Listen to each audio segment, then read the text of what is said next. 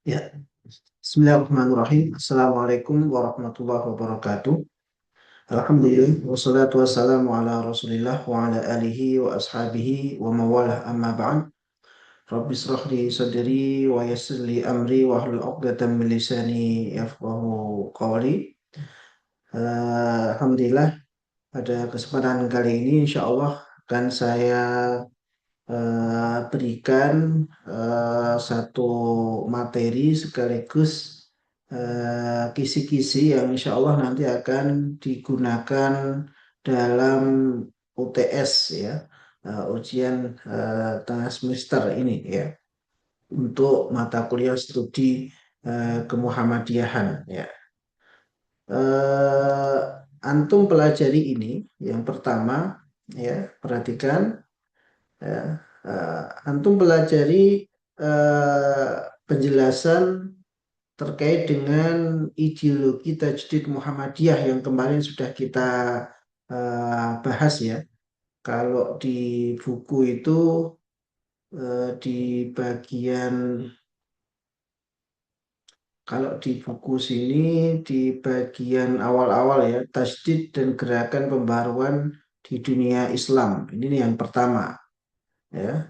Nanti antum bisa di halaman 11 atau 12 ya. Ya. Mengenai definisi tajdid secara bahasa maupun secara apa istilah ya, termasuk bagaimana Masih Tarjih di dalam mendefinisikan memaknai tajdid ya, itu seperti apa ya. Dari sisi istilah, tajdid memiliki dua arti: pemurnian yang pertama kan, yang kemudian yang kedua adalah peningkatan dan pengembangan ya, termasuk yang di sini juga disinggung ya. Ya, ini pengertiannya secara umum, kemudian ini pengertian dari sisi Majelis Tarjih ya. Ya, nggak ada masalah kalau mau untuk tambahkan dalilnya juga. Ya, kemudian yang kedua tokohnya, ya. Menjelaskan tokoh-tokoh tasdid yang kemarin juga sudah kita bahas. Ada berapa tokoh kemarin ya. Paling tidak nanti antum bahas empat tokoh yang empat atau lima tokoh yang kemarin sudah saya jelaskan ya. Ada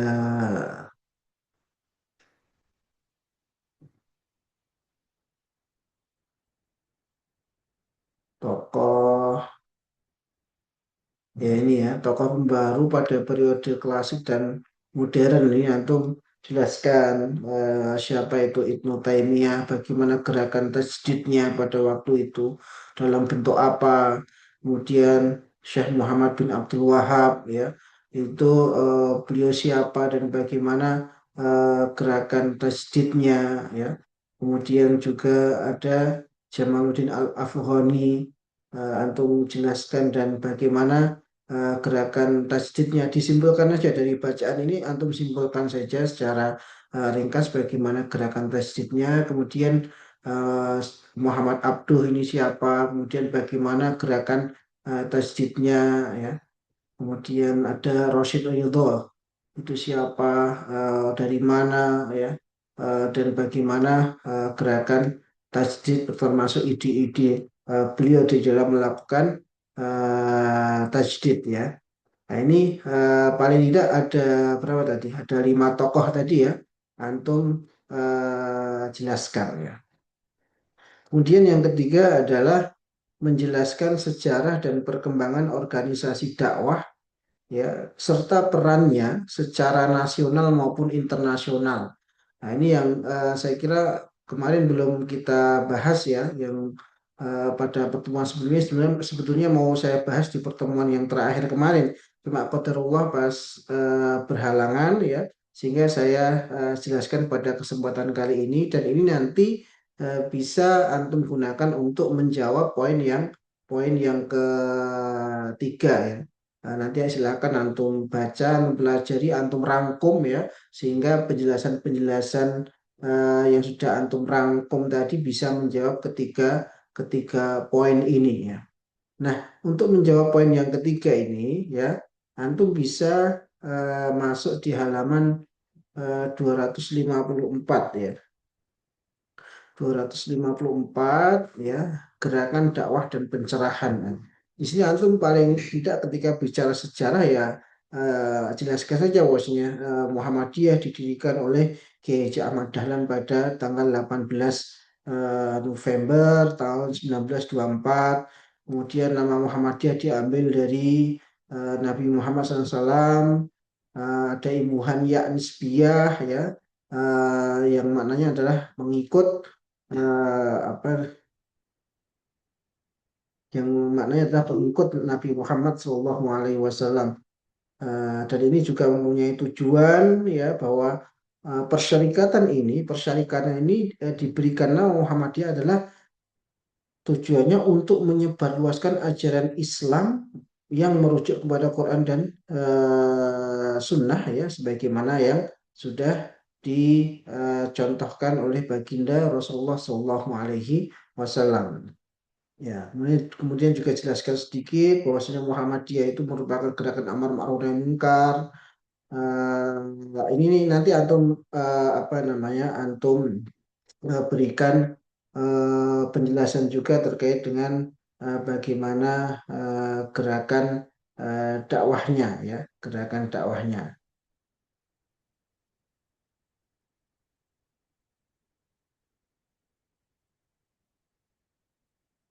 Ya ada ayat untuk ila sabili rabbika bil hikmah wal mau'izatil hasanah ya. Kemudian ayat ini ya, apa untuk khairu umat ini juga bisa dipakai untuk menjelaskan apa gerakan dakwah Muhammadiyah.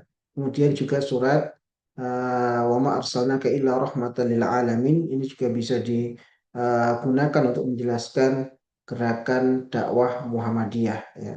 Termasuk cara cara dakwahnya ya, ini berbasis pada surat An-Nahl ayat 125.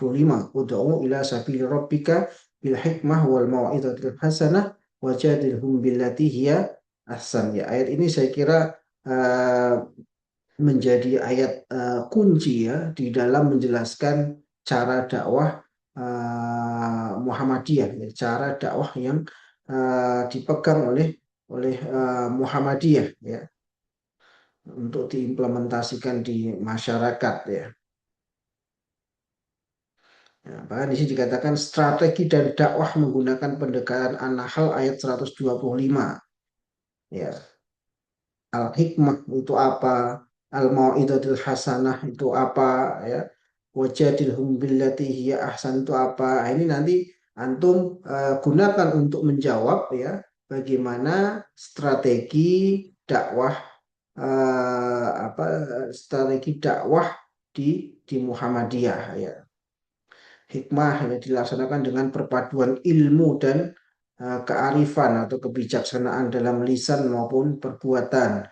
Al-mau'izah hasanah mempunyai makna bahwa saya dakwah dilaksanakan dengan penjelasan yang dapat menyentuh dan menggetarkan hati, termasuk dengan apa namanya, uswah ya, dengan keteladanan ya. Kemudian wajadilhum billati hiya ahsan itu mempunyai makna bahwa dakwah dilaksanakan dengan berdialog menggunakan argumentasi yang baik ya, argumentasi yang kuat ya, data yang kuat. Artinya begini, jangan sampai dakwah itu dilaksanakan bidunil ilm ya, tanpa dilandasi dengan ilmu. Artinya eh, Muhammadiyah itu strategi dan gaya dakwahnya itu ya, dengan berbasis surat An-Nahl ayat 125 ini ya, dakwah itu harus dilandasi dengan ilmu, sikap arif ya, sikap arif dan bijaksana, sehingga dapat menyentuh hati serta dialog dan diskusi dengan argumen yang baik. Nah, ini konsep dakwah Muhammadiyah yang saya kira nanti apa perlu antum ketahui ya, dan perlu antum implementasikan di dalam berdakwah ya. Nah, saya ulangi, ini sangat penting dan nanti ini juga bisa dipakai untuk menjawab apa soal yang saya berikan ya, terkait dengan apa dakwah Muhammadiyah ya. Dakwah Muhammadiyah apa strateginya adalah dengan dilandasi dengan ilmu, sikap bijaksana, kemudian dakwah dengan hati sehingga betul-betul menyentuh hati, ya, sangat berpengaruh, berefek, ya. Kemudian juga menggunakan dialog dan diskusi dengan argumentasi yang baik dan juga yang kuat, ya. Ini merupakan konsep dakwah, ya, strategi dakwah yang digunakan oleh Muhammadiyah berlandaskan Quran surat An-Nahl ayat 125, ya. Kemudian setelah itu antum bisa langsung ke masalah ini juga, ini penting juga. Model perjuangan beliau adalah Kiai Haji Amanah memiliki model dakwah, di model dakwah yang saya kira cukup menarik, ya.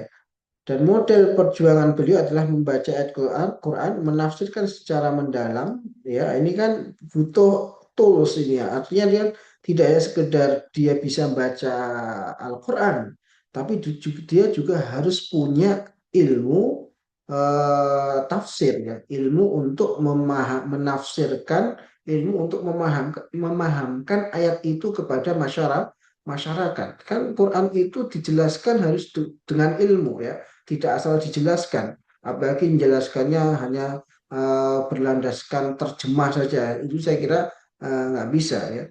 Harus ada ilmu-ilmu lain yang dimiliki agar supaya pemaknaan atau penafsiran terhadap ayat itu betul-betul tepat dan mendalam, ya.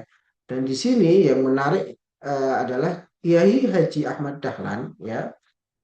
Selain beliau membacakan dan memaknai dengan makna yang mendalam, menafsirkan dengan makna yang mendalam, ya, beliau juga memberikan pendidikan keteladanan terhadap ayat yang diajarkan tersebut, ya. Dan ini Masya Allah, ya, luar biasa, ya. Ketika kita bisa melakukan pola dakwah semacam ini, ya, maka ini akan jauh lebih efektif di masyarakat. Jadi kita selain ngajari mereka baca Qur'annya, kita juga perlu memahamkan mereka terhadap ayat-ayat Al-Quran, termasuk tatbiknya, bagaimana tatbik mengimplementasikan ayat itu. Dan sebagai seorang dai, dia juga harus bisa memberikan keteladanan, ya, bagi mad'unya, bagi orang-orang yang didakwahinya. Ya, ini nih salah satu penjelasan, ya. Ada yang menjelaskan nih. Beliau menafsirkan Al-Quran dengan cara mengartikan, mendalami maksudnya atau maknanya, kemudian mengelompokkan mana ayat yang berupa perintah, mana yang berupa larangan, dan apakah sudah mengamalkan ayat tersebut. Nah, jadi masyarakat tuh diajak berpikir, apa, setelah digambarkan terkait dengan dijelaskan terkait dengan ayat-ayat Al-Quran, masyarakat diajak ketika yang dijelaskan itu ayat-ayat yang merupakan perintah, maka Ki Haji Ahmad Dahlan ya ngajak, ayo, apakah kita sudah mengamalkan ayat ini atau belum? Ya, ketika yang dijelaskan itu adalah ayat-ayat yang berupa larangan, ya, maka masyarakat juga diajak berpikir apakah kita masih melakukan larangan itu. Kalau masih, ya ayo kita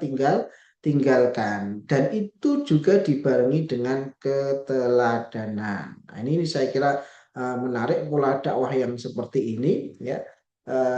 Bahkan ada istilah teologi al-ma'un itu, ya, ya. Jadi ketika Kiai Haji Ahmad Dahlan banyak konsen, ya, di bidang sosial dengan landasan surat Al-Maun ini, ya, maka banyak masyarakat yang tertarik. Ternyata Islam itu sangat indah sekali dalam masalah menjaga hubungan sosial, di dalam masalah kepedulian dan lain sebagainya. Nah, itu nanti aku jelaskan, termasuk sasaran dakwah ini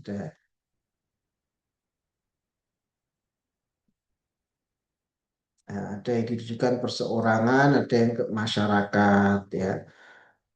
Ini juga tadi antum jelaskan.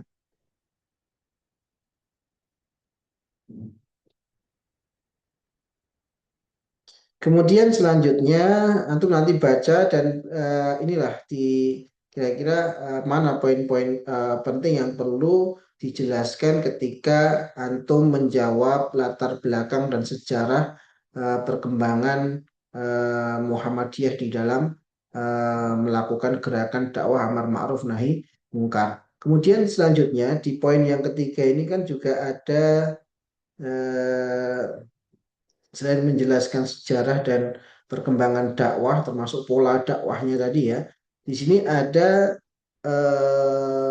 pertanyaan terkait dengan masalah peran ya, masalah peran Muhammadiyah. Ini juga bisa antum jawab dari sini ya, di halaman berapa ini? 262 ya, di halaman 262 ini ada banyak sekali penjelasan mengenai peran-peran Muhammadiyah ya, di bidang ekonomi, di bidang sosial, di bidang dakwah ya. Tadi mungkin dakwah mungkin sudah di ini ya, di atas tadi ya. Ah, Nah, ini ada gerakan ekonomi, ya, gerakan ekonomi, ada gerakan kemanusiaan. Kalau yang di atas tadi bisa dimasukkan juga gerakan dakwah dan pendidikan. Nah, artinya peran Muhammadiyah dalam pendidikan, dalam ekonomi, dalam sosial itu antum rangkum dari sini ya, dari sini ada panti asuhan dan sebagainya. Dari halaman berapa tadi? 262 tadi ya. 262 ya. Nah ini. Muhammadiyah berperan sebagai gerakan ekonomi ya. Kalau pendidikan jelas ya. Muhammadiyah memiliki banyak lembaga pendidikan, mempelopori lembaga pendidikan yang tidak sedikit ya, dari mulai sebelum PAUD itu ya, sampai nanti Bustanul Atfal ya, TK Aba, kemudian SD Muhammadiyah, SMP, SMA Muhammadiyah, kemudian ada pesantren Muhammadiyah, ada perguruan tinggi, ya. Dan itu luar biasa persebarannya di Indonesia, ya. Bahkan mitranya di luar negeri pun juga sudah ada, ya. Kemudian ketika antum bahas peran Muhammadiyah di bidang ekonomi, antum bisa menjelaskan pakai poin-poin yang ada di sini ya. Muhammadiyah berperan bidang ekonomi ya di era globalisasi ini ya. Ini tujuannya untuk memajukan kesejahteraan umat. Contohnya adalah pengembangan amal usaha Muhammadiyah. Nah, bentuk amal usaha Muhammadiyah ini apa saja? Ini sebenarnya ini ekonomi dan pendidikan ya. Sebenarnya udah gerakan peran Muhammadiyah di bidang ekonomi dan pendidikan. Karena di sini ada pendidikan juga. Ya, pendirian rumah sakit. Muhammadiyah mengelola berbagai amal usaha dengan baik.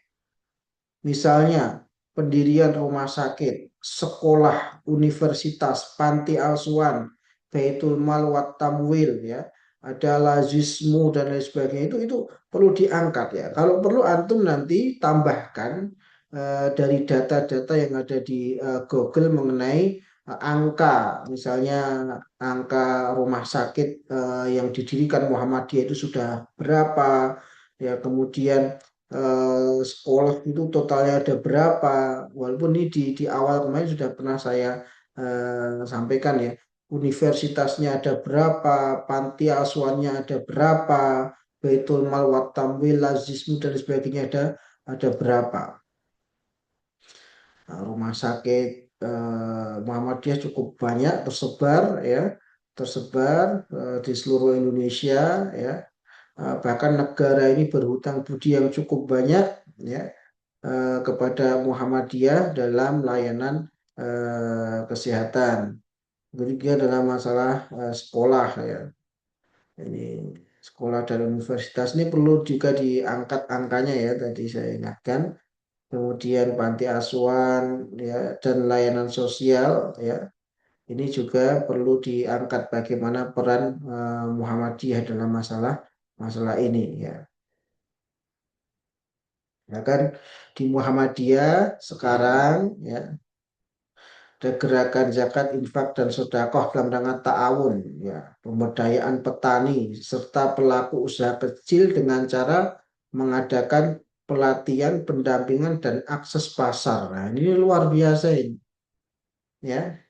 Muhammadiyah melakukan gerakan zakat, infak, sedekah dalam rangka ta'awun, eh, ta'awun dan untuk menolong rakyat kecil, petani, usaha kecil, ya, dengan melakukan pelatihan, pendampingan dan akses pasar, ya. Muhammadiyah juga mengumpulkan, bikin sebuah jaringan pengusaha, jaringan saudagar Muhammadiyah, ya, dibina oleh Majelis Ekonomi dan Kewirausahaan. Bahkan sekarang juga ada Majelis Wakaf dan lain sebagainya. Ini adalah merupakan ikhtiar, ya, untuk meningkatkan peran Muhammadiyah baik dalam bidang ekonomi, sosial, pendidikan, ya. Bahkan ada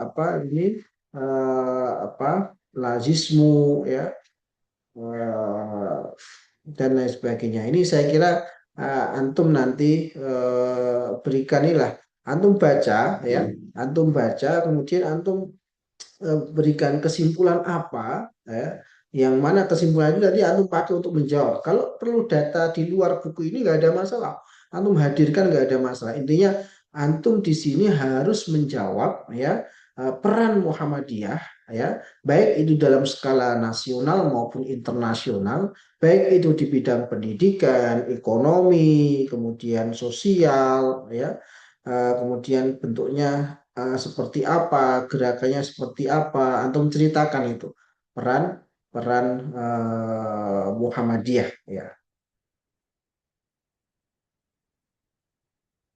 Dan angkanya cukup luar biasa, ya, karena memang apa anggota Muhammadiyah itu cukup banyak persebarannya, ya.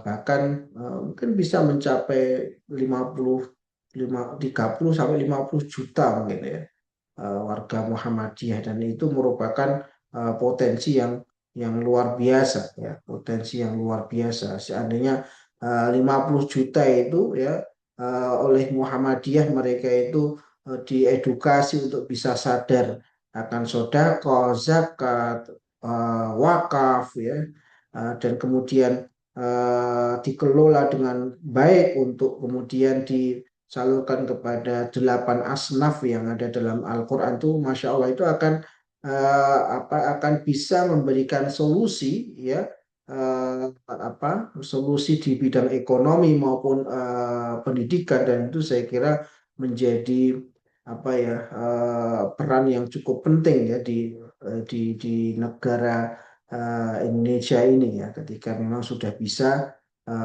membantu kerja pemerintah baik itu di bidang pendidikan, ekonomi maupun sosial. Dan ini tidak bisa dipungkiri peran-peran Muhammadiyah yang sudah andil secara nyata, ya, di bidang-bidang tersebut. Nah, itu beberapa penjelasan terkait dengan peran Muhammadiyah yang bisa nanti antum gunakan untuk menjawab pertanyaan yang ketiga ini. Antum silahkan kalau mau mengembangkan itu, ya, mengembangkan penjelasan yang tadi, ya, di luar buku itu, ya, silahkan antum cari, ya, peran Muhammadiyah, sejarah perkembangan dakwah, termasuk cara dakwah, pola dakwahnya, dan peran peran Muhammadiyah baik secara nasional maupun internasional di bidang pendidikan, ekonomi maupun sosial, ataupun peran-peran di bidang lain, ya, silahkan dijelaskan, ya.